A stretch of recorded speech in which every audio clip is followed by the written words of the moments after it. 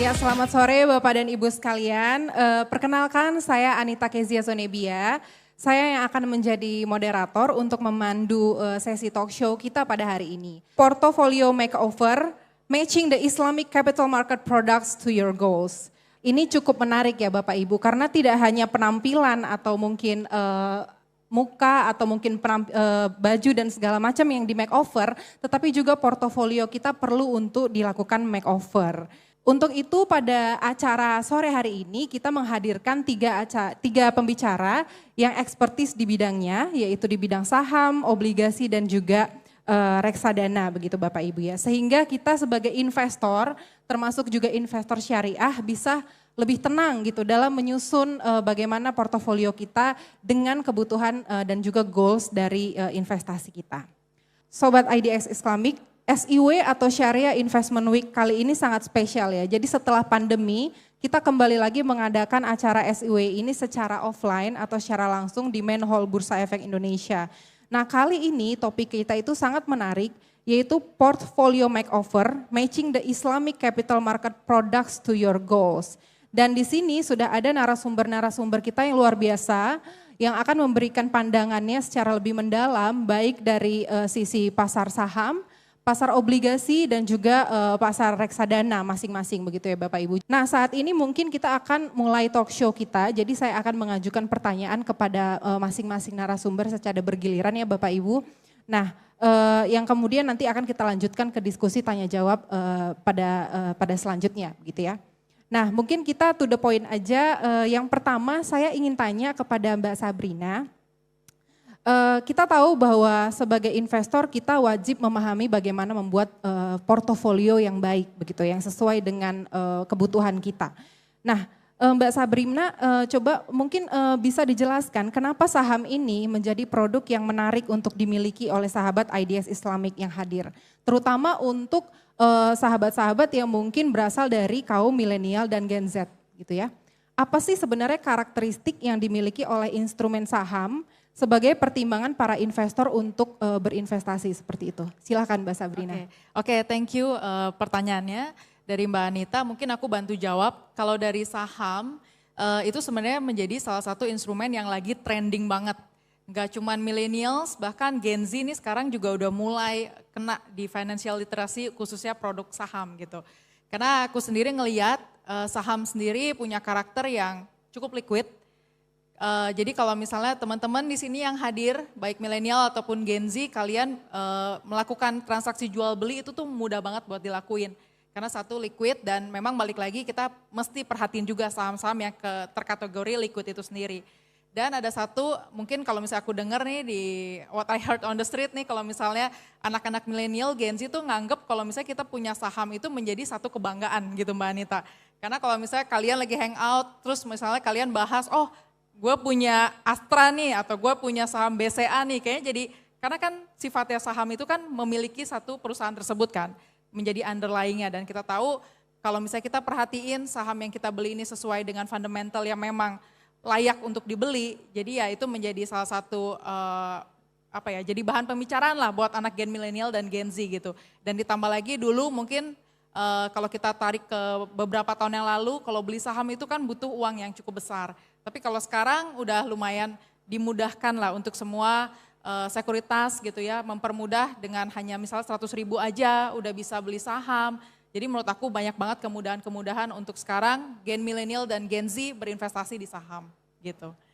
Baik, mungkin kalau untuk kita tarik kepada financial goals-nya sendiri, mungkin investor seperti apa nih yang memiliki financial goals tertentu yang bisa berinvestasi di saham, Mbak Sabrina kira-kira? Ya, kalau misalnya terkait dengan goals kan balik lagi sebenarnya ada yang memang investor jangka panjang nih, mid to long term gitu. Jadi memang kalau misalnya untuk kategori investor tersebut mungkin lebih cenderung yang konservatif, mungkin kalau kita lihat dari risk profile-nya.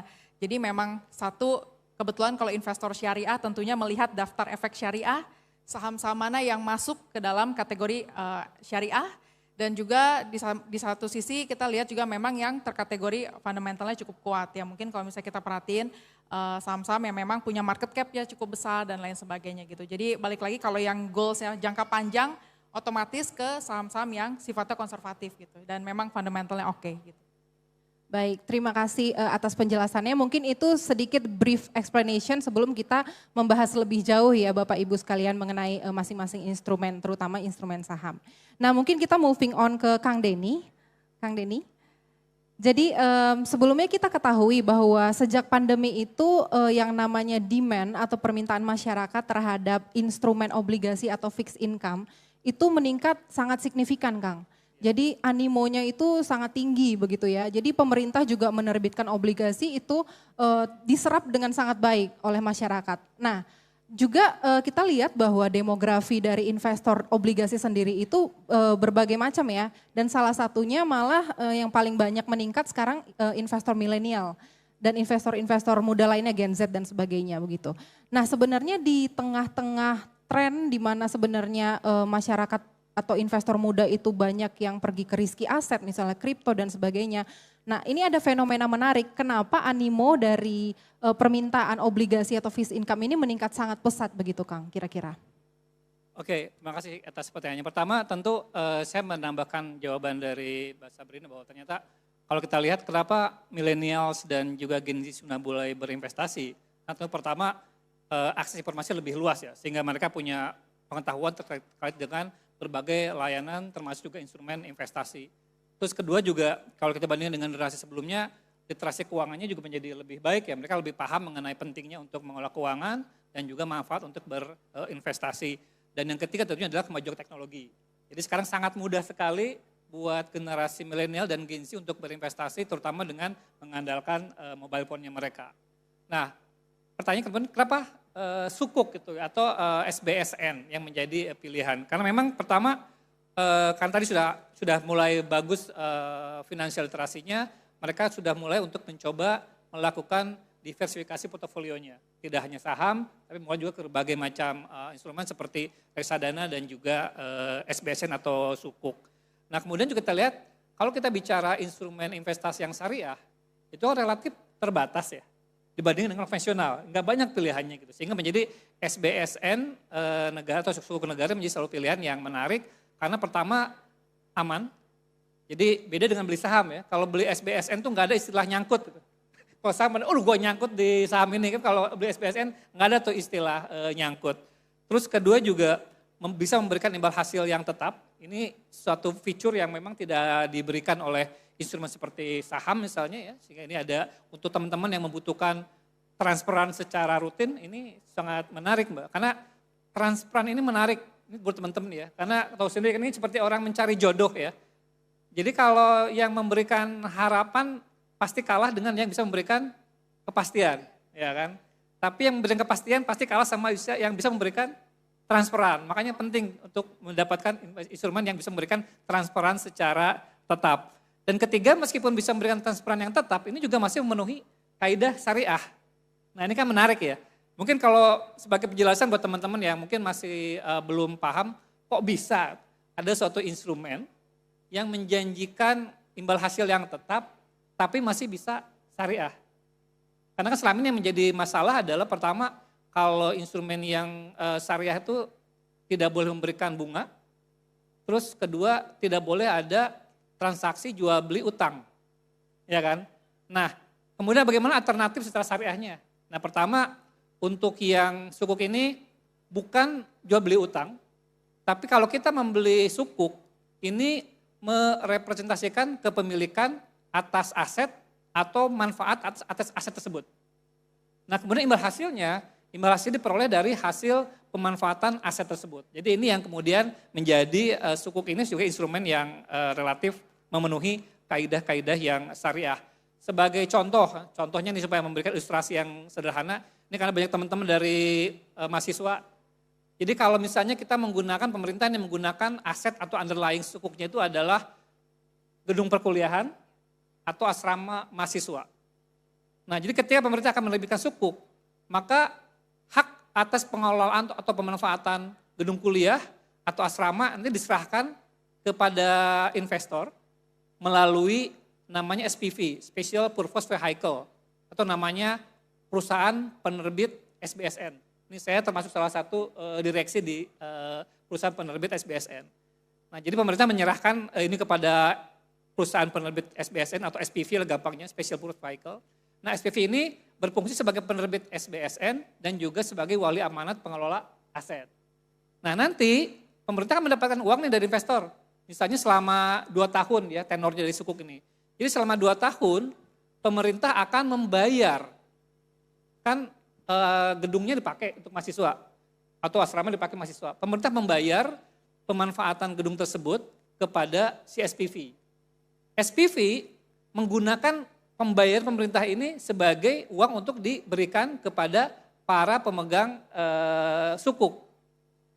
Nah, ini yang kemudian menjadi membuat transaksi ini menjadi memenuhi kaidah-kaidah syariah gitu. Tentunya simple sekali. Jadi kalau teman-teman mau mempelajari detail, silakan lihat sukuk atau SBSN yang diterbitkan dengan menggunakan akad ijaroh atau sewa menyewa. Terkait dengan resiko tadi sampaikan, pertama tentu kalau SBS ini resiko gagal bayar dibilang nol karena ada instrumen yang dijamin oleh negara, jadi tidak ada istilah default atau nyangkut. Kedua yang menjadi masalah mungkin resiko likuiditas. Karena tidak semudah saham ya untuk bisa jual beli ini. Tapi kalau untuk yang sukuk yang tradable, itu sebetulnya juga resiko likuiditasnya kecil. Karena at least kalau kita jual 1-2 hari kita sudah bisa mendapatkan dananya. Itu kalau kita membeli sukuk yang tradable, namanya kalau kita sekarang adalah sukuk SR, sukuk retail. Ketiga adalah resiko market. Itu resiko bagaimana kalau kita menjual aset kita, kemudian ternyata didiskon karena imbal hasil sukuknya ini lebih kecil atau lebih besar dibandingkan dengan market yield. Nah, ini kalau untuk mengatasi resiko pasar ini, teman-teman bisa membeli sukuk retail yang non-tradable, tidak bisa diperjualbelikan, tapi memiliki bunga yang floating with floor, mengambang. Jadi yang mengambang itu bukan sekedar kisah cinta kalian aja gitu ya, mengambang enggak, tapi suku bunga ada juga, suku bunga mengambang. Jadi sukuk tabungan itu memiliki fitur floating with floor. Jadi kalau tingkat suku bunga acuan Bank Indonesia naik, nah ini biasanya kan instrumen lain seperti saham atau obligasi ini pasti terkoreksi ke bawah. Nah, untuk mengkompensasinya kita beli sukuk tabungan yang nanti dia ikut kenaikan dari suku bunga acuan Bank Indonesia. Jadi bisa menjadi sebagai suatu mekanisme hedging terhadap kemungkinan dari resiko pasar. Kira-kira itu cara kita atau tips kita berinvestasi di SBSN atau suku retail, tergantung kita mana. Kalau kita mau lebih prefer untuk mengurangi risiko likuiditas, maka investasi di suku retail, SR, tapi kalau kita lebih khawatir dengan risiko pasar, maka kita investasi di suku tabungan atau ST. Baik, terima kasih. Jadi memang meningkatnya demand dari sukuk dan obligasi konvensional ini sendiri mungkin memang tadi karena literasi masyarakat, aksesnya juga sudah meningkat dan juga khususnya untuk syariah juga sudah memenuhi kaidah-kaidah syariah dan mungkin awareness masyarakat juga sudah meningkat begitu ya Kang. Baik, kita sudah mendengar pemaparan mengenai saham dan sukuk, mungkin kita akan membahas mengenai reksadana nih Mbak Putu. Nah, sebagai praktisi dan CEO di Bareksa, mungkin mohon informasinya Mbak, apa kira-kira keunggulan dari reksadana sebagai salah satu pilihan instrumen investasi khususnya bagi investor retail. Nah, mungkin termasuk juga reksadana syariah begitu ya Mbak. Nah, terus bagaimana sekarang investor retail bisa mengakses reksadana? Karena kan memang sekarang sudah di mana-mana aksesnya sudah sangat luas sekali. Mungkin bagaimana Mbak kira-kira? Iya, jadi mungkin sambil membayangkan menjawab reksadana itu posisinya ada di mana. Ini kebetulan, ini benar-benar kebetulan sekali, ini dua samping sebelah saya ini sama-sama partner kami untuk di SBN ada Kang Denny dan untuk partner kami di saham ada Ciptadana Sekuritas gitu. Jadi reksadana di sini sebenarnya posisinya melengkapi karena ada timing-timingnya untuk membeli SBN, ada timing-timingnya untuk membeli saham. SBN kan tergantung nih Pak Denny mau ngeluarinnya kapan, tahun ini mau berapa kali penerbitan. Jadi nggak bisa setiap saat kita beli.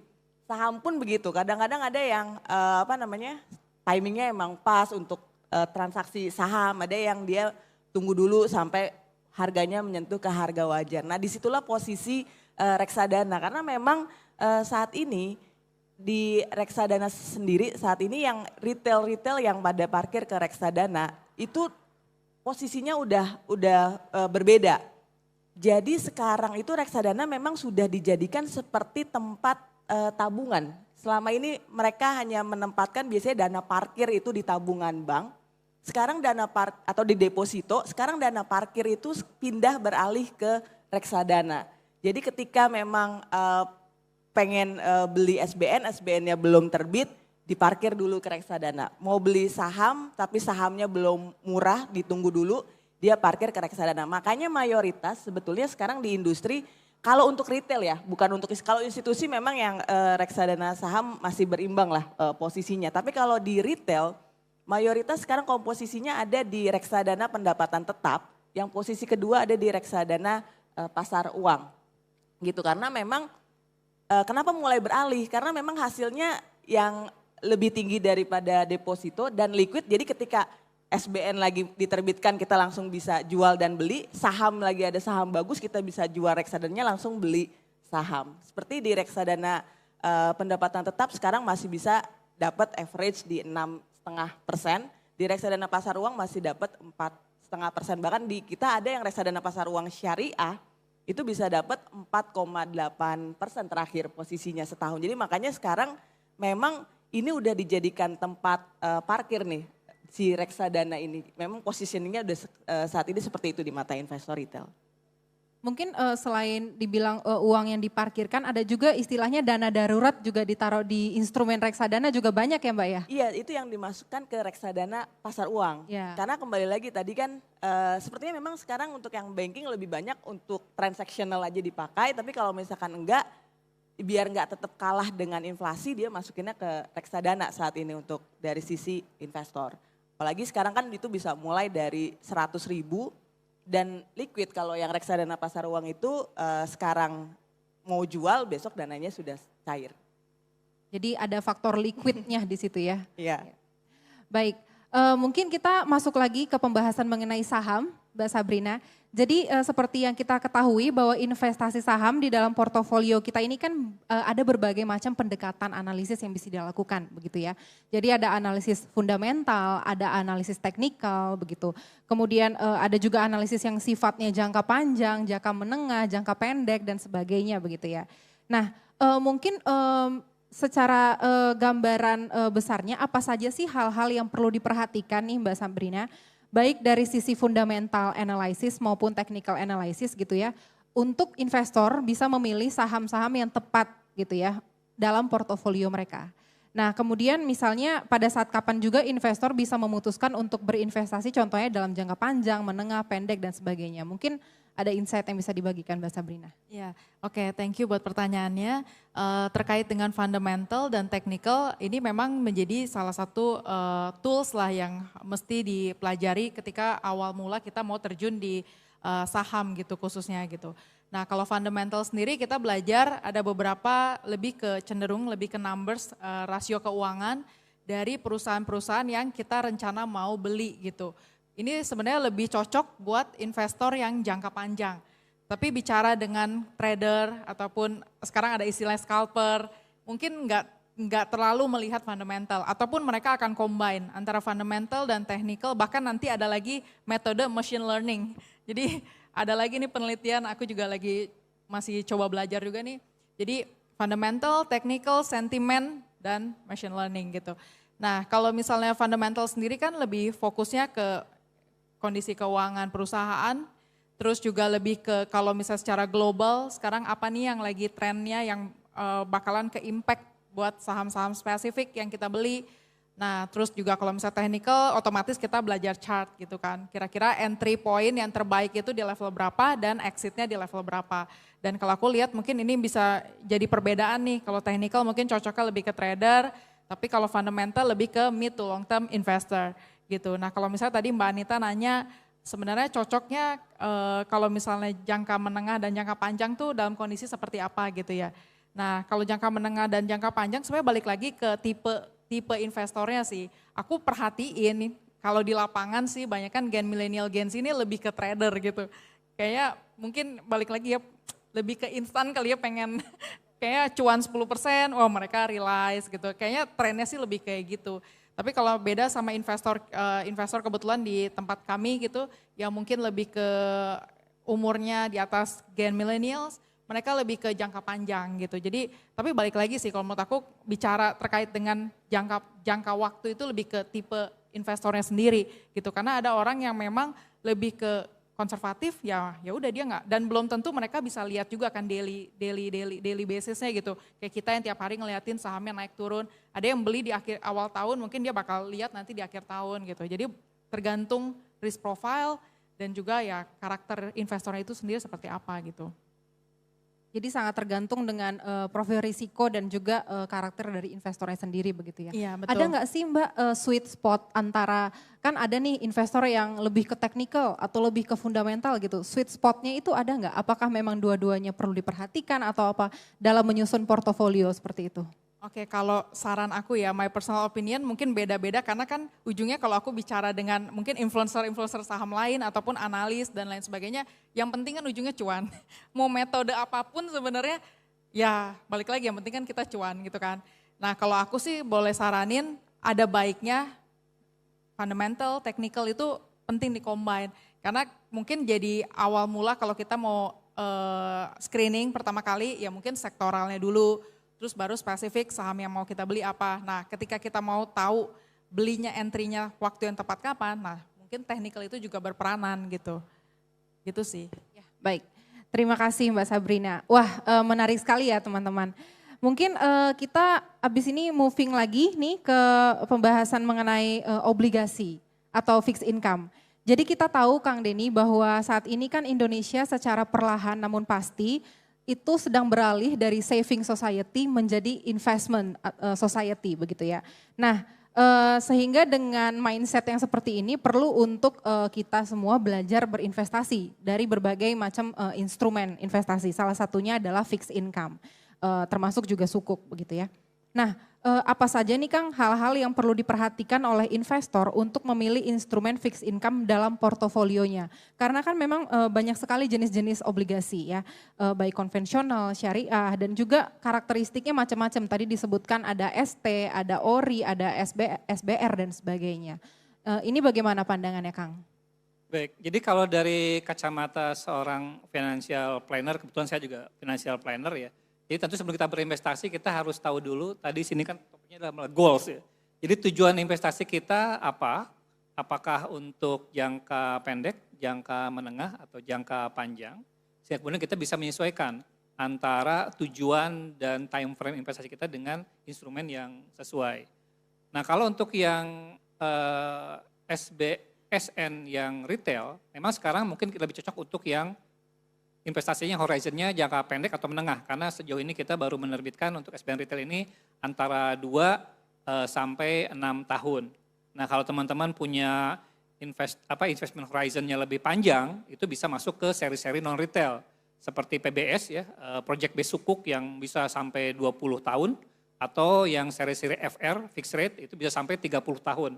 Jadi silakan, dan karena sekarang juga untuk yang seri-seri non-retail pun sudah bisa dibeli dengan jumlah yang dengan nominal yang juga cukup affordable, hampir sama dengan retail. Jadi beberapa mitra distribusi kita termasuk Bareksa ini Anda bisa beli seri-seri yang non-retail dengan minimal investasi sebatas 1 juta. Jadi sudah sangat mudah juga. Jadi kalau sudah menyesuaikan antara tujuan dengan horizonnya, baru kita akan melihat kemudian dari sisi resikonya ya. Preferensi risikonya. Tentu kalau yang ingin konservatif, tentu SBSN ini menjadi yang salah satu instrumen yang paling penting. Dan tentu masalah risiko tadi saya di awal sudah menyampaikan ada 3 macam risiko yang biasa kita lihat. Dari sisi risiko gagal bayar atau default, kemudian risiko likuiditas, dan juga dari sisi risiko market. Nah, bagaimana cara kita untuk mengaturnya? Nah kalau saya karena kebetulan saya penggemar sepak bola ya, jadi biasa saya menggunakan strategi seperti layaknya pelatih bola. Jadi kalau kita mengacu kepada strateginya mantan pelatih Manchester United, Sir Alex Ferguson, dia kan punya credo ya, punya filsafat, attack win you games, but defense win you title. Maksudnya apa? Kalau kita ingin menang, kemudian kita harus menyerang gitu. Tapi kalau kita ingin menjadi juara, kita harus memperkuat pertahanan. Nah, jadi sebelum masuk ke tadi instrumen-instrumen saham-saham yang bisa menawarkan imbal hasil yang lebih menantang, perkuat dulu fondasinya, yaitu instrumen investasi yang resiko ruginya kecil, tetapi bisa memberikan imbal hasil yang lebih tinggi dibandingkan dengan inflasi. Jadi bisa masuk ke reksadana pasar uang, reksadana pendapatan tetap, termasuk juga SBSN. Jadi kan kalau kita tidak rugi, tidak kebobolan, minimal kan dapat angka 1 ya, draw ya. Tapi kalau kita mau lebih tinggi ya baru kita sudah kita kuat pertahanannya, tidak akan gol, tidak akan rugi, baru kita menambah investasi yang bisa menawarkan return yang lebih tinggi supaya mendapatkan 3 poin atau mendapatkan return yang lebih tinggi. Jadi kira-kira seperti itu secara sederhana bagaimana kita mengelola portofolio investasi kita. Baik, terima kasih Kang. Jadi kita lihat dulu apa tujuannya, risiko kita yang bisa kita tanggung seperti apa. Dan salah satunya itu untuk instrumen yang bersifat lebih defensif, mungkin memang sukuk itu bisa berperan begitu ya. Oke, terima kasih Kang informasinya. Mungkin kita move on ke dari Mbak Putu. Kita tahu Mbak bahwa reksadana itu merupakan salah satu instrumen investasi yang sebenarnya cukup friendly, terutama bagi beginner investor atau investor pemula ya Mbak. Dan mengingat juga bahwa 80% dari investor retail kita saat ini merupakan Gen Z dan milenial. Jadi investor yang usianya di bawah 40 tahun begitu ya. Nah oleh sebab itu kita perlu nih belajar menjadi investor reksadana yang cerdas. Nah kalau dari Mbak Putu sendiri, hal-hal apa yang perlu dipelajari oleh investor muda untuk memasukkan reksadana ke dalam portofolionya, seperti itu. Jadi misalnya kita cocokkan dengan tema talk show kita hari ini, goals atau tujuan seperti apa yang cocok bagi seorang investor reksadana, seperti itu Mbak. Iya, jadi melanjutkan seperti yang tadi Kang Denny sampaikan, jadi memang kalau dari sisi reksadana justru mungkin sekarang agak terbalik ya. Jadi kalau misalkan saham sepertinya memang harus lebih sering untuk kita melihat portofolio untuk dilakukan kalau memang sudah bagus ya dijual dulu gitu. Jadi, nah sekarang justru yang jangka panjang adalah ditaruhnya di yang aset yang resikonya justru lebih sedikit lebih kecil lah dibandingkan dengan yang kita masuk ke instrumen yang lebih agresif saham. Jadi bisa ditempatkan di baik itu di reksadana pasar uang sebagai dana darurat ataupun parkir maupun di reksadana pendapatan tetap. Karena kalau ini kan relatively lebih stabil lah, fluktuasinya tidak seperti dari fluktuasi saham. Makanya memang lebih cocok untuk horizonnya jadi lebih panjang. Walaupun tadi kembali lagi ketika misalnya kondisi sahamnya lagi bagus ya bisa kapanpun dijual. Jadi dia kan butuhnya kestabilan ya. Jadi jangan sampai ketika kondisi saham bagus, kemudian aset lain yang menjadi diversifikasinya itu malah turun. Kan kalau kayak gitu kan jadinya nggak win-win ya. Nah disitulah posisi reksadana itu berperan dalam portofolio kalian gitu ya. Jadi jangan ketika kalian memang masuk beli saham, jangan pilih reksadananya juga yang agresif juga. Karena yang sahamnya udahlah langsung, yang agresifnya udahlah langsung di saham aja. Jadi pilihlah reksadana yang relatif lebih stabil karena tadi strateginya lebih untuk bertahan ya. Ketika memang sudah ada waktu timing yang tepat untuk beli saham, jangan sampai reksadananya malah pas lagi turun gitu kan. Jadi cari reksadana yang relatively lebih stabil. Dan yang menarik dari syariah, sebenarnya pertumbuhan yang dari reksadana syariah itu dari jumlah dana lebih besar ketimbang dari yang konvensional. Kalau dilihat di 15 tahun terakhir, jumlah produk reksadana syariah itu naik cuma sekitar 5 kali lipat dari 50 jadi sekitar 250-an. Tapi kalau dari sisi dana itu naik 9 kali lipat. Karena apa? Karena instrumen syariah itu instrumen yang sebenarnya paling susah dicari. Kita mayoritas muslim kan, tapi ternyata paling susah dicari. Contoh untuk SBSN aja, untuk yang retail kan tetap harus paruh-paruhan ya Pak, setengah-setengah. Jadi dalam setahun tuh hanya 3 kali penerbitan. Kalau yang konvensional mungkin lebih banyak cari kompetitornya. Kayak mungkin produk-produk lain yang konvensional atau di banking bisa memberikan bunga atau apa yang bisa kompetitif lah dengan produk reksadana konvensional. Tapi kalau yang syariah itu sulit sebenarnya kita untuk mencari produk yang memang benar-benar kita bisa pastikan syariah. Makanya kenapa mungkin itu juga yang mendorong kenapa yang reksadana syariah itu menjadi cukup diminati. Dan yang kedua, sekarang itu kan memang sudah trennya karena mungkin disposable income masyarakat meningkat ya. Banyak yang masyarakat bahkan sekarang usia muda ingin umroh, ingin haji. Nah dia menempatkan dananya di reksadana syariah untuk pergi ke sana. Karena sekarang kan sudah mulai bisa mampu ya ke sana ya. Jadi ini hal yang fenomena yang cukup menarik di reksadana syariah dibandingkan dengan reksadana konvensional. Cuman memang ini Kang, supply atas sukuknya terbatas. Dan makanya itu kenapa relatifly yang reksadana syariah yang isinya fixed income tuh lebih stabil. Karena ketika orang udah beli sukuk jarang ada yang mau jual. Karena susah nyari sukuknya tuh susah gitu. Jadi makanya kenapa yang reksadana syariah tuh relatif lebih stabil dibandingkan dengan yang konvensional. Baik, terima kasih. Mungkin buat teman-teman yang mungkin sudah kepikiran untuk umroh ya, Mbak bisa nabung di reksadana syariah mulai dari sekarang gitu ya. Tapi mungkin ada nggak sih Mbak misalnya komponen-komponen yang perlu diperhatikan, misalnya apakah MI-nya, apakah fee-nya, atau apakah mungkin return dan sebagainya dalam memilih yang mana nih reksadana yang tepat untuk saya gitu, selain dari risikonya tadi. Iya, biasanya memang kita pilih yang manajer investasi yang memang sudah lama lah ada di sudah punya pengalaman lebih panjang. Dan biasanya dilihat dana kelolaan yang dikelola oleh MI tersebut juga sudah lebih banyak. Memang sekarang dengan adanya kemudahan beli reksadana secara online dimudahkan juga tuh karena penilaian itu udah ada biasanya di platform-platform investasi. Contohnya kalau misalkan di Bareksa kami sebut namanya barometer, bukan rating tapi itu semacam mempermudah lah bagi investor kita untuk membandingkan antara yang reksadana A dengan reksadana B. Oh reksadana A barometernya lebih tinggi dibandingkan reksadana B. Berarti secara relatif A lebih baik dibandingkan dengan yang B gitu. Jadi sudah dimudahkan dengan teknologi itu sendiri ya Mbak ya. Oke baik, terima kasih. Mungkin kita kembali lagi ke Mbak Sabrina. Jadi kita tahu Mbak bahwa tahun ini di tengah dinamika ekonomi dan pasar modal, di mana kita tahu bahwa adanya kenaikan tingkat suku bunga yang nggak turun-turun, inflasi yang persisten, kemudian tensi geopolitik yang kita hadapi saat ini itu masih membayangi sentimen pasar. Nah bagaimana sih Mbak outlook pasar saham ke depannya? Nah kemudian apabila mungkin ada sektor-sektor yang perlu dicermati begitu ya, sesuai dengan perkembangan serta isu-isu tersebut yang mungkin bisa menjadi pertimbangan buat teman-teman untuk memilih saham untuk masuk ke dalam portofolionya seperti itu Mbak. Oke, mungkin kalau misalnya bicara outlook di second half 2024, kita lihat untuk IHSG sendiri kita masih sangat cukup optimis. Meski kalau kita boleh lihat juga hari ini, IHSG kemarin sempat terkoreksi tapi hari ini berhasil menghijau di 6.974. Dan tapi kalau kita lihat sih di second half harusnya masih banyak sentimen-sentimen yang akan menjadi booster untuk IHSG kita.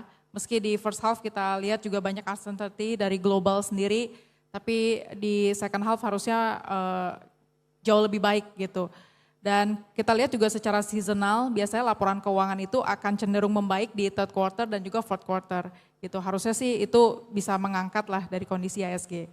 Gitu. Dan beberapa belakangan ini memang kita ketahui juga bahwa IHSG yang mengalami penurunan ini kan lebih karena disupport, didorong dengan pelemahan ada beberapa big banks juga gitu yang terkoreksi. Gitu. Tapi kalau kita lihat secara kinerja overall, terutama kemarin juga baru ada result dari banking sektor di bulan keempat kemarin April 2024 itu juga masih cukup inline dari sisi penyaluran kredit, terus juga dari sisi non-performing loan dan lain sebagainya khususnya tapi untuk big banks gitu. Jadi kita lihat sih harusnya nanti akan ada perbaikan dan bisa mensupport IHSG lagi di second half 2024 gitu. Tapi kembali kalau dipertanyakan terkait dengan sektor apa nih yang mungkin bisa boleh diperhatiin, khususnya buat teman-teman dari investor syariah itu mungkin bisa diperhatiin kalau misalnya dari sisi keuangan kan ada juga bank syariah itu juga boleh diperhatiin karena mungkin dengan penurunan dari big banks tersebut juga memang kedampak juga nih buat bank-bank syariah. Tapi terdampaknya itu kan kita berharap nanti ada turnaround story. Jadi supaya nanti ketika kinerjanya membaik harusnya sekarang jadi level-level ketika sekarang lagi koreksi ini menjadi level yang patut kita cermatin gitu buat kita cicil beli gitu. Dan mungkin ada sektor lain kalau diperhatiin dari sektor pertambangan mungkin ada Adaro gitu ya. Walaupun Adaro sendiri ataupun ada beberapa saham lainnya, ya Adaro, ADMR, Harum, kita lihat juga dari sisi pertambangan ada sedikit mengalami terkoreksi dari sisi kinerja. Tapi kita lebih perhatiin karena memang secara global harga batu bara sendiri juga average selling price ini juga terkoreksi gitu. Ya kita berharap semoga nanti di third quarter dan fourth quarter ini akan cenderung lebih baik lagi gitu. Gitu sih. Baik, terima kasih. Jadi salah satu poinnya adalah juga timing itu penting ya Mbak ya? Ya betul. Terutama saat ini mungkin bisa buy on low atau sebagainya begitu ya? Ya, dan mungkin kalau misalnya sekarang juga kan banyak juga tuh hit sell in May and go away. Kemarin kan juga masih ke bawah tuh nuansanya mungkin. Ya semoga aja nanti Juli dan seterusnya nanti akan membaik lah. Gitu. Baik, terima kasih Mbak Sabrina. Kang Denny, bagaimana dengan obligasi dan sukuk nih? Seperti yang kita ketahui kan kita sedang dalam masa transisi pemerintahan baru nih Kang Denny. Nah dengan mungkin nanti ke depannya akan ada kebijakan ekonomi baru dan sebagainya. Nah menurut Kang Denny sendiri bagaimana outlook dari pasar obligasi kita untuk beberapa tahun ke depan? Dan mungkin di tengah kebijakan suku bunga yang mungkin nanti akan turun juga di masa yang akan datang begitu ya. Nah apakah instrumen berbasis imbal hasil itu masih menarik ke depannya Kang? Oke, pertama perlu dipahami bahwa namanya SBN, termasuk SBSN, ini adalah produk atau instrumen investasi yang diterbitkan oleh negara. Bukan oleh Pak Jokowi, bukan oleh Ibu Sri Mulyani gitu ya. Karena kan penerbitan itu berdasarkan Undang-Undang nomor 19 tahun 2008 tentang surat berharga syariah negara. Jadi siapapun pemerintahannya harus atau wajib memenuhi kewajiban kepada investor SBN, baik itu untuk pembayaran imbal hasil maupun untuk pembayaran pokoknya.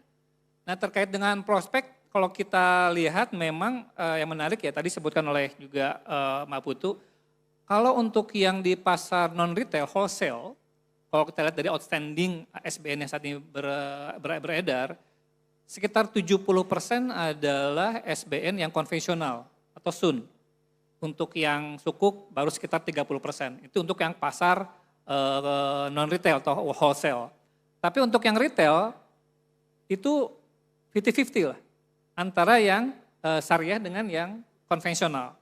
Dan kita lihat dari sisi pertumbuhannya selama pandemi rata-rata pertumbuhan investor retail itu sekitar 30%. Jadi pertumbuhan penerbitan maupun pertumbuhan investor sekitar 30%. Bahkan tahun 2023 mencatat rekor sendiri. Jadi kalau kita bandingkan tahun 2022 total penerbitan selama setahun itu sebesar 107 triliun. Jadi itu kali pertama kita menembus angka 100 triliun. Tahun lalu, tahun 2023, selama setahun kita berhasil menerbitkan sebesar 147 triliun. Jadi tumbuh sekitar 38% dan kami yakin ke depan akan semakin diminati. Dan kita juga, Ibu Menteri Keuangan Sri Mulyani punya misi ya untuk menjadikan SBN Retail ini sebagai instrumen negara untuk distribusi kekayaan. Jadi kalau negara mengalokasikan sekitar misalnya sekarang 400 triliun untuk pembayaran imbal hasil bagi SBN, harapannya ini semakin banyak masyarakat terutama investor retail yang bisa mendapatkan manfaatnya gitu ya. Nah kemudian kalau kita juga lihat dari sisi investornya, rata-rata sekitar 40-50% investor kita adalah generasi milenial, sementara untuk yang Gen Z sekitar 2-3%. Bahkan tahun ini, tahun 2024 ini kalau saya sampai April kemarin, untuk yang milenial sudah di atas 51%. Jadi semakin besar jumlah investor dari milenial dan untuk yang Gen Z sekitar 2,5%. Nah jadi ke depan bagaimana upaya pemerintah supaya SBSN ini semakin menarik, tentu pertama kita membuat ini makin mudah diakses. Kan tahu sendiri sejak tahun 2018 kita sudah mengubah metode pemasaran dari yang offline menjadi online. Kemudian juga kita menambah jaringan distribusi, ada perbankan, ada perusahaan sekuritas dan juga fintech seperti Bareksa ini. Kemudian juga kita memberikan insentif pajak. Nah jadi teman-teman kita sudah menurunkan pajak atas bunga obligasi atau sukuk dari 15% menjadi 10%. Tentu ini menarik, paling dibandingkan dengan bunga deposito yang saat ini PPh atas bunga deposito sebesar 20%. Jadi sangat menarik. Kemudian juga supaya semakin affordable buat milenial dan Gen Z, minimal pemesanan sudah kita turunkan dari sebelumnya 5 juta menjadi 1 juta. Dan sejak tahun lalu setiap kali penerbitan kita juga dual transit, dua tenor. Jadi ini memberikan opsi tambahan buat teman-teman. Kalau dulu hanya ada 2 dan 3 tahun, sekarang ada 2 tahun, 3 tahun, 4 tahun, 5 tahun, sampai 6 tahun. Jadi semakin banyak opsi buat investor. Dan terakhir kita juga membuat SBN retail yang tematik. Jadi kalau untuk yang sukuk seperti kemarin ya sukuk tabungan, kita menerbitkan green sukuk. Ini sukuk yang mana, maksud green sukuk itu adalah, atau sukuk hijau, ini hasil penerbitan dari sukuk ini akan dipakai untuk membiayai proyek-proyek yang ramah lingkungan. Nah ini jadi ini memang proyek sangat ramah ya, jadi saking ramahnya, ini proyek-proyek ini kalau ketemu lingkungan dia suntangan gitu.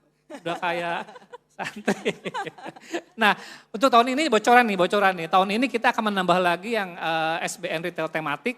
Jadi kita untuk nanti penerbitan ORI ya di semester 2 tahun 2024 ini kita akan menerbitkan ORI SDG.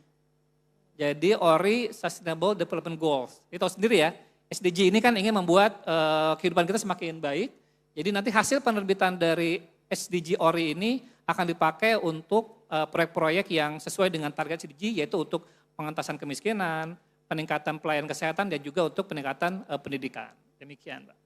Oke, jadi tadi itu confirm ada 51% ya, Kang Ya, Denny. Dari untuk yang tahun ini ya. total investor itu merupakan investor milenial dan Gen Z begitu Nah, ya? milenial aja. Oh milenial aja. Jadi kalau tambah Gen Z sekitar 54% lah kira-kira. Oh, banyak juga ya. Mungkin diantaranya juga teman-teman sekalian mungkin yang sudah menjadi Saya investor yakin, ya. mudah-mudahan nambah juga nih teman-teman yang hadir pada apa namanya? SIW, Syariah Investment Week ini bisa semakin menambah investor yang mau berinvestasi di SBN Retail, terutama di SBSN. Dan juga tadi salah satu advantage-nya adalah kita itu turut berkontribusi dalam pembangunan proyek-proyek pemerintah begitu ya Kang Ya, Denny ya. itu sekali yang khas dari SBN Retail ini adalah kita tidak hanya sekedar mendapatkan cuan yang aman dan nyaman, tapi juga kita bisa turut berpartisipasi dalam pembangunan. Baik, terima kasih. Mungkin kita masuk ke pertanyaan terakhir sebelum kita masuk ke sesi tanya jawab untuk Bapak Ibu hadirin. Kepada Mbak Putu, bagaimana dengan reksadana Mbak?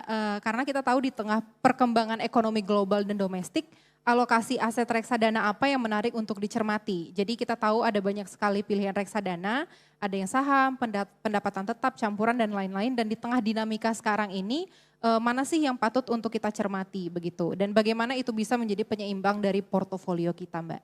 Iya, jadi kita punya harapan yang positif ya terhadap pemerintahan baru. Karena biasanya memang pemerintahan baru itu membuat iklim investasi itu biasanya lebih positif.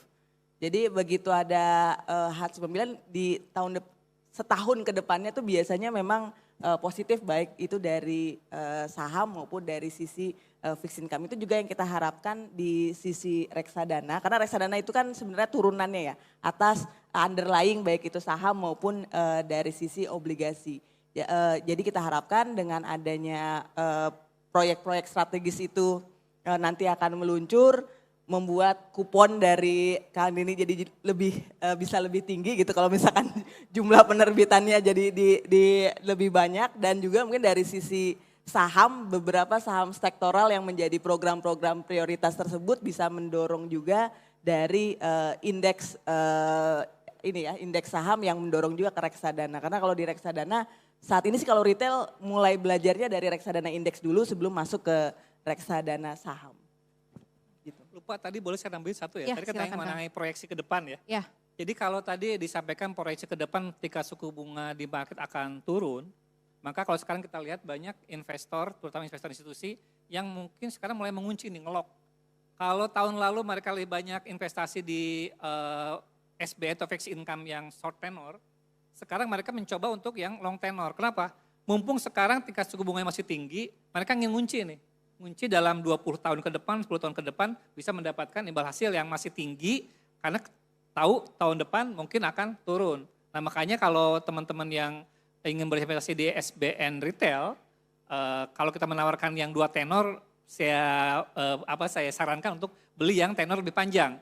Karena biasanya kan kita semakin panjang, kita berikan imbal hasil yang lebih tinggi. Dan mumpung sekarang lagi tinggi-tingginya, mending invest sekarang supaya bisa mensecure, mendapatkan imbal hasil yang lebih tinggi ketika tahun depan diproyeksi tingkat suku bunga di pasar akan menurun.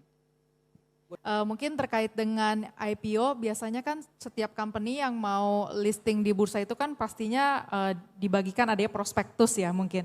Nah mungkin ini menjadi dasar juga Pak, mungkin kita sebalik lagi ketika kita beli saham kan kita mesti tahu juga nih ibaratnya sektornya apa, terus company tersebut menjalankan apa gitu. Terlepas dari yang tadi Bapak sampaikan juga gitu bahwa memang Gen milenial sama Gen Z mungkin lebih pengennya, misalnya kayak tadi disebutkan company-nya, mungkin akan menguntungkan karena ada di kehidupan kita, di sekitar kita dan lain sebagainya. Tapi perlu diperhatikan memang secara spesifik kira-kira fundamentalnya seperti apa, mungkin numbers dari rasio yang mereka, karena tentunya sepengetahuan saya juga semua company yang listing itu kan balik lagi prospektusnya sangat jelas gitu.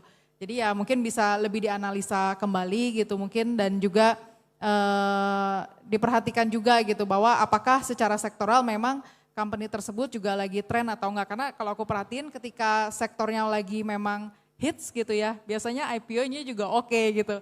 Jadi mungkin faktor-faktor kayak gitu tentunya berpengaruh sih Pak, menjadi satu sentimen juga yang menjadi perhatian atau consideration dari investor sebelum membeli gitu. Mungkin dari aku.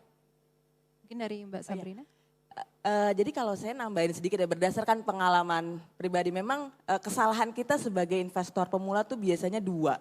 Yang pertama FOMO, jadi kita tuh kalau misalkan sudah berinvestasi ke saham itu kita harus komit mau membaca laporan keuangan, minimal itu satu.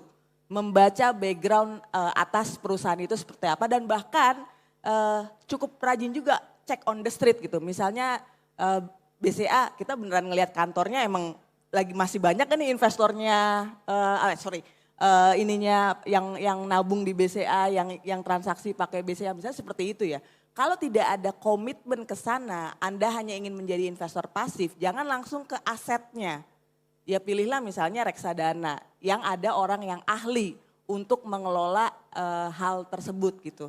Jadi kesalahan pertama itu memang dari investor pemula adalah FOMO. Lihat si A untung, kita pasti pengen punya untung yang sama. Padahal enggak, mindset goals dari investasi itu harus per masing-masing individu. Kita itu maunya apa gitu, jadi jangan ikut orang. Jadi kalau itu jangan FOMO dulu, FOMO boleh lah untuk sebagai informasi aja lah. Oh kata dia saham A bagus, oh kata dia saham B bagus. Ya kita masukkan informasi itu, tapi kita baca juga. Misalnya tadi Bapak bilang, Goto bagus, Bapak kita udah cek belum, kita udah benar-benar teliti belum, dia rugi atau untung. Bandingkan dengan perusahaan sejenis. Bagusan mana sama perusahaan sejenis? Kalau ternyata ada perusahaan sejenis yang lebih bagus, kenapa kita nggak pilih saham yang lain di luar saham yang itu satu. Kemudian yang kedua, kesalahan kedua adalah biasanya dari sisi investor pemula yang baru benar-benar masuk, itu greedy dalam hal seperti ini.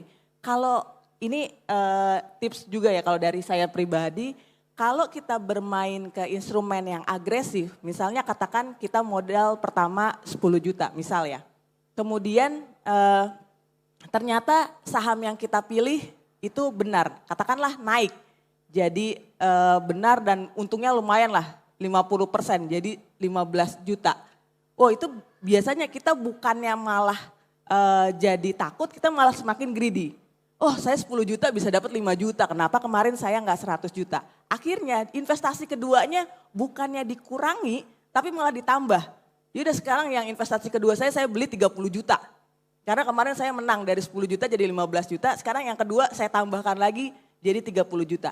Padahal yang benar adalah ketika kamu dapat untung dari 10 juta jadi 5 juta, 10 jutanya itu dikurangin.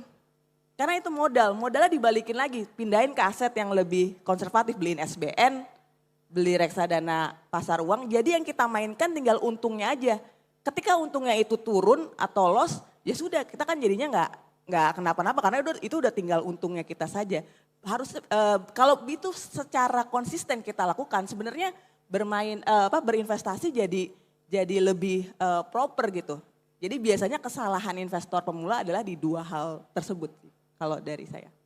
Ya baik, terima kasih Mbak Putu. Mungkin dari Kang Denny ada yang mau di-share? Oke, kalau tadi dua narasumber dari sisi investor ya, mungkin saya lihat di sisi negara lah, state ya. Jadi kalau dari sisi state ya sebetulnya gini, kalau kita lihat pasar modal Indonesia, kita tiap tahun rata-rata tumbuh sekitar 5% secara ekonomi ya GDP kita. Tetapi kalau kita lihat pertumbuhan pasar modal kita, enggak sebesar itu. Padahal secara prosentase antara nilai kapitalisasi pasar di Indonesia dibandingkan GDP, ini mungkin termasuk yang masih ketinggalan dibandingkan negara-negara tetangga. Jadi di sisi ada pemikiran bagaimana supaya pasar modal kita ini semakin besar, menjadi alternatif utama bagi pengusaha atau dunia usaha untuk mendapatkan modal. Karena selama ini Indonesia, kalau kita membutuhkan suatu company ya, private sector membutuhkan dana, dia larinya ke perbankan. Kalau perbankan itu dana jangka pendek, dan mungkin suku bunga juga tinggi. Nah kenapa tidak dia masuk ke pasar modal yang bisa memberikan pendanaan jangka panjang dengan imbal hasil yang harusnya lebih kompetitif. Itu dari satu sisi sehingga ada urgensi buat dari otoritas, baik dari BEI maupun dari OJK mungkin ya, untuk membuat bagaimana supaya semakin mudah perusahaan mendapatkan dana di capital market dan semakin mudah investor untuk berinvestasi. Tapi tentu ini juga harus saya sepakat juga tadi bahwa institusi investor regulator pun harus menjaga atau memperhatikan kepentingan dari investor supaya jangan sampai kemudian investor jadi tadi rugi ya. Karena kita harus pahamin bersama tadi tidak semua investor punya literasi yang sudah cukup kuat. Banyak investor muda yang tadi banyak yang FOMO, banyak yang masih coba-coba dan mungkin spekulatif. Sehingga pikirannya kalau IPO pasti bisa untung karena begitu market dibuka di secondary market biasanya naik, padahal nggak tentu. Nah ini mungkin menjadi salah satu juga tantangan buat regulator bagaimana di satu sisi membuat capital market menjadi salah satu alternatif utama bagi pengusaha mencari dana, di sisi lain kita juga menjaga kepentingan dari para investor. Baik, terima kasih Kang. Semoga menjawab ya Mas pertanyaannya. Mungkin kita batasi satu lagi pertanyaannya tapi dari online Bapak Ibu. Jadi di sini sudah disediakan oleh panitia. Mohon maaf Bapak Ibu mungkin nanti kita bisa diskusi lagi di belakang ya. Jadi ada pertanyaan online dari Bapak Arjuna. Jadi katanya izin bertanya kepada Ci Sabrina. Apabila capital atau modal kita sebenarnya masih minim, baiknya kita melakukan diversifikasi atau kita sebaiknya all in di satu saham saja. Nah bagaimana pandangannya Mbak? Oh iya. Mungkin aku jawab buat Pak Arjuna, kalau dari aku sih biasanya kita merekomendasikan itu sekitar 2-3 saham untuk pemula. Karena dibalik kita juga pengen tahu ibaratnya style yang kita milikin seperti apa, apalagi baru terjun banget nih di pasar modal. Sekalian belajar lagi juga, nggak mungkin kan cuma satu tok saham aja gitu, lebih baik sih 2-3 saham. Terus mungkin kalau misalnya secara strategi jangan langsung all in, lebih baik dicicil beli bertahap karena ada mungkin strategi dollar cost averaging buat investor supaya bisa dapat average selling price terbaik gitu. Karena kita perhatiin, kita sendiri juga pernah coba kalau misalnya beli dalam satu waktu saham di harga tertentu dibanding kita melakukan strategi dollar cost averaging tersebut itu lebih menang si DCA gitu. Karena kita tahu saham itu sifatnya fluktuatif dan kita perlu tahu juga saham itu volatile gitu, jadi ada high risk, high return juga gitu. Jadi ya lebih baik kita untuk mengantisipasi, lebih baik ya kita cicil beli bertahap. Ketika marketnya lagi downtrend ya nggak apa-apa, selama saham yang kita milikin memang fundamentalnya bagus, gitu sih. Baik, luar biasa, terima kasih. Mungkin terakhir nih secara singkat dan padat mungkin kepada narasumber kita, ada nggak sih pesan-pesan dan tips mentalitas seperti apa yang perlu dimiliki oleh para investor ini untuk menata portofolio investasi mereka Bapak Ibu? Ya, pesan-pesan terakhir dan tips dan trik berinvestasi. Mungkin dimulai dari, ya Mbak Putu boleh. Kalau saya mungkin izin Kang, minjem yang tadi. Jadi kata-kata terakhirnya gini aja deh. Biar gak digantungin, coba kalian beliin pacar SBN, biar dia dapat transfer bulanan sambil nabung reksadana, biar nikah nanti bisa dikasih mahar saham. Mantap. Tepuk tangan Bapak Ibu. Ya. Baik, mungkin selanjutnya Mbak Sabrina mungkin? Mungkin dari aku, apalagi tadi ada yang nanya juga berbagai pertanyaan yang mungkin maksudnya beli di saham investasi di saham cenderung nggak mesti untung selalu, mungkin ada juga mengalami kerugian. Aku bisa yakinin semua orang investasi saham pernah yang mengalami yang namanya kerugian. Jadi jangan pernah trauma karena kita punya financial literacy masih sangat cukup rendah dibandingkan compare negara lain. Jadi tetap semangat, kita bantu pertumbuhan ekonomi Indonesia. Mantap. Next Kang Denny, mungkin ada bocoran isuan selanjutnya? Oke, jadi gini, salah satu fitur menarik dari SBN Retail atau SBSN Retail adalah bahwa kita bukan hanya mencari cuan, tapi juga kita membantu keuangan negara sehingga investasi kita lebih banyak yang mendapatkan manfaatnya. Nah, jadi untuk teman-teman yang masih single, ya, kalau kalian berinvestasi di surat berharga negara, kalian akan nampak lebih berharga di mata calon mertua. Karena negara jadi bantu apalagi mertua gitu. Ya, mantap, luar biasa. Terima kasih banyak kami ucapkan kepada narasumber kita yang sangat luar biasa pada hari ini. Kita tepuk tangan untuk Mbak Sabrina, Mbak Putu, dan juga Kang Denny atas waktu dan juga insight yang diberikan yang sangat luar biasa kepada kita. Tidak lupa kami ingatkan kepada para peserta bahwa peserta masih bisa mengunjungi Expo baik secara online maupun langsung di main hall, menjadi investor syariah dengan membuka rekening secara langsung maupun platform SIW. Dan juga jangan lupa untuk Bapak Ibu sekalian tetap mengikuti rangkaian SIW hari ini sampai selesai untuk mendapatkan grand prize dan insight-insight yang menarik. Sekali lagi kami ucapkan terima kasih banyak Bapak Ibu sekalian dan juga kepada para narasumber. Semoga apa yang disampaikan ini semakin memberikan ilmu dan juga wawasan yang bermanfaat buat para peserta, terutama dalam hubungannya untuk memanage portofolio kita masing-masing.